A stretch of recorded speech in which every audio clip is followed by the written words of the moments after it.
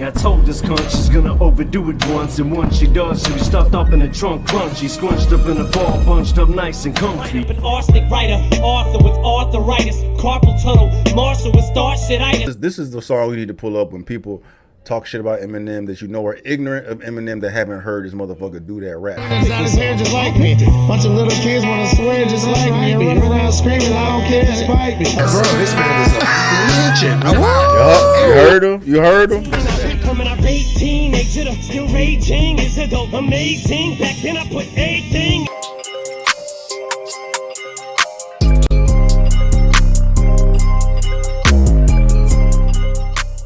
The rhymes on this record, I mean, you see yourself said kind of at the start, you know, that there's a lot of rhymes on this record, and I think I'm just going to say that I think it's your best effort rapping wise on any of your records in terms of just ideas, creativity, playing within the structure of the songs, you know, the dropouts, the things, you know, the sound effects, just everything that makes you Eminem as an MC, as an artist, you know.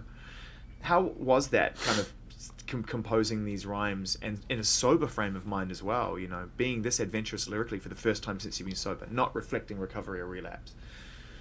I mean, that was fun because I felt like I knew going into this record, I didn't know what I was going to call it or anything like that at the very beginning stages, but I knew that I didn't want to make Recovery Part 2. Just like I really don't want, I didn't want this album to sound like the last album. Just like Recovery, I wouldn't want it to, you know, when I made Relapse, I wouldn't want my next album to sound like that. I think that it's okay now to go back and revisit another, you know, the I guess the framework of another album. Sure.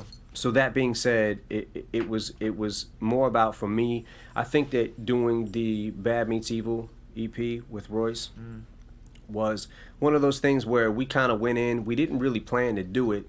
It just kind of happened. I think I was going to do a song with him for one of his records, and then he was going to do one with me. And then it kind of ended up, well, we got 2 records. What if we do another one and see where it could go? Yeah. You know, and then it just kind of spawned into that. But I think we knew from the beginning we're not going to make a whole album. But it would be fun to make an EP, and it would be fun to just take the reins off and just, you know, just rap, go back and forth, you know what I'm saying? Like, so that became fun. And I think that a lot of this record spawned from some of that too. That makes sense. That makes sense because it's such an abrupt transition from Relapse and Recovery to Marshall Mathers LP. To me, like, that's Marshall Mathers LP when he started digging in, but he was digging in that Bad Meets Evil shit too. So yeah, that's dope. That's dope seeing it, seeing everything coming together like that, bro. Because so low key it's probably Royce helped a lot out with him being able to dig in his lyrical bag the way he did, bro. Because he tapped into a part of him that he hadn't tapped into at that point in his career, man. So I bet Royce had a lot to do with that. It was like I kind of a lot of these songs stop counting bars and just let me finish this thought. It's done. And and it's done when it's done, and not, you know, not worry about, you know, making the EP with Royce was like we weren't making an album, so we didn't have to round it out. We didn't have to, you know, make sure that we covered a bunch of subjects and didn't make every song the same, or, you know what I'm saying, like topic wise or whatever. And I kind of took some of that with me to this record. And, you know, it is an album, so you still do want to round it out. You want to make sure that it's not just that, but at the same time, as much as I can, without trying to cram it down people's throats, or maybe to cram it down people's throats. I just wanted to rap, you know? I want to talk about a couple of songs on the record in particular that I love. Did I tell you I like rap? Yeah, me too, man. I love rap. Yeah. I like rap. I want to talk about Love Game with Kendrick, because you guys are really having me. Here we go. He's the only guest on the record. You know, you've never been particularly. He's the only rapper guest. Yes, that's right. I should say. Yes. Yeah, the only rapper on the record. I mean, he's phenomenal. You know, we all in agreement with that. We all know how amazing he Absolutely. is. You know, working with him on that song and just bouncing off him. Did you guys do your rhymes separately in different parts of the country, or did you do it at the same time, or how did that record come together? It was the way that it was put together was kind of last minute, because I had did so many records for this album, and was recording so fast. It was almost like I would record a record, maybe 2 a week, and then kind of put them aside and then record 2 more and just kept going and kept going. And by the time it was all said and done and I was picking the songs out, you know, I'll go through them with Paul and we'd sit there and, you know, bounce ideas back and forth. What do you think about this song? I like this song, but this is what I don't like about this song. So we would kind of do that. By the time it got to the later stages of it, I had a lot of songs that I was trying to fit on the record, you know, and trying to make it cohesive and trying to make it all one thought with the, you know, with that whole framework of what I'm working within those parameters or whatever. But I had so many that I wanted to keep. Yeah. A lot didn't make it. A lot didn't make it. But there were certain ones that I wanted to keep because I felt like, well, this ties in with this. And, you know, when I was writing it, like I was trying to make it tie in with this certain record, and but you can only fit so much time on a CD. Well, when it was all said and done and it got to a certain point, you know, I kind of sat back and was like, fuck, man. I got no rappers on this shit. You know what I mean? Like, there's no other rappers on here with me. And it only made sense, you know, me and Paul had talked about, we wanted, maybe we should try to do an event record and get somebody like Kendrick, just because, you know, Kendrick is incredible as he is. He's also on the same label. He's in our camp, you know what I mean? So it only made sense and it felt right. So he came to the studio in Detroit. That's cool. So many people phone them in now, send them via email. You know what I mean? Here's a beat. Send me 16 bars. Send me. Yeah, absolutely. Well, I laid a verse and I kind of was showing him where it was going. And Was anyone filming this, by the way, when this was going on? I mean, is anyone know? Nah. Wow. Dang. Nah, Kendrick is, me and him had a conversation about the element of surprise. Right. You know, and we had talked about, like, he shouldn't even tell anybody that he, you know what I'm saying? Like, I won't say nothing, he won't say anything, and he gets it. You know, he really does, man. So you've done a verse, and you're kind of talking through with them. So just get back into that moment because I want to hear how that goes. Well, I laid a verse, played it for him when he came to Detroit, and I said, this is kind of the direction it's going. And I had other things to play him, but what I explained to him was, I have other things that I can play you, but they're kind of, where I was at with the album was, there was a lot of rap on it. So I felt like if I have another song with Kendrick that's just bars of, like, there's no subject, there's no topic, you know what I'm saying? Like, maybe it'd be cool to have a topic. So he came to Detroit, he listened to the verse. Then I said I had an idea for a hook, but I was thinking it might be interesting. Like, I'm doing a lot of hooks on my record. You know, it might be interesting to have you do a hook because he's great at melody too. So he laid the hook and then ended up, he laid like 2 different hooks, I think. And after that, I don't know if I'm not sure if, to this day, I'm not sure if he understood that I always wanted him to rap on it. Because he laid 2 hooks and then he kind of looked like, is that it? You know? Yeah, that's it. The only rapper on the album won't rap. So, or the only other rapper, sorry. So I was like, I can't remember exactly what I said. I was like, something like, yo, Sid, you want to lay a verse? And he was like, oh. Like, I think he looked surprised. I think that he was just not sure. Yeah. You know what I'm saying? So, it was getting late. I ended up going home. He laid something. I don't think I could even come back. Man, that makes a lot of sense too, because we just did the 2.0 of this, and comparing what Eminem did and what K-Dot did, you can't really compare the two. Like, Eminem's verse is just ridiculous compared to what K-Dot did. You know what I'm saying? But it makes sense after what he just said, man. It's like some last minute shit. K-Dot, he didn't even know he was supposed to rhyme on it, and then he just putting some shit together last minute to put on the Eminem verse, which is like so unfair. Not unfair. It's not unfair. Like, it's dope as fuck that K-Dot was invited to be on the fucking album in the first place. That's like a blessing. It's not like a blessing. That is a blessing, right? I mean, you made MMLP2 the only other rapper to do that shit, man.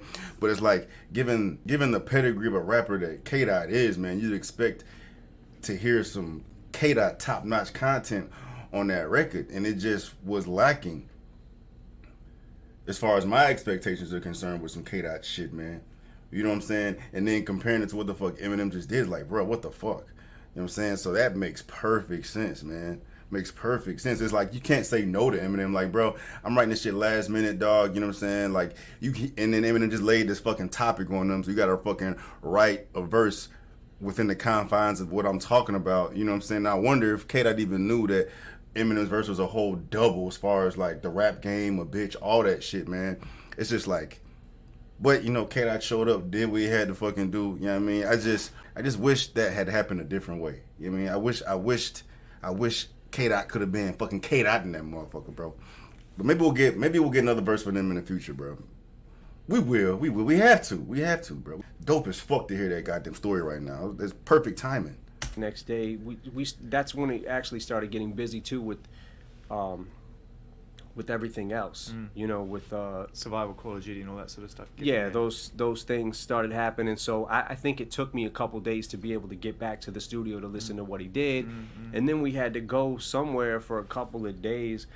Sounds like a mess. I don't remember where we ended up going, but it took me a minute to be able to get back to him. I told him he killed it, and then you laid down your other he didn't get an opportunity to put his fucking best foot forward, man. That sucks, bro. That sucks, dog. Just after that one as well, so it was a classic kind of like bouncing off each other. other. So to try to because I felt like he's doing the hooks too. You know, so one verse ain't gonna make sense. Maybe I could try to tie it all together and cap it off to try to make it, you know, tie it together, bro. You went bananas. Thought, yeah. If the record would have ended there, yeah. But it's a wicked record. I mean, it's kind of it's a dream combination, isn't it? You know, Rick Rubin, you and Kendrick Lamar on the same record. It's like that's never happened before. Yeah, absolutely. And that was the other thing too. Was I felt that's why that damn beat was so trash. That's why that beat was so trash. I mean,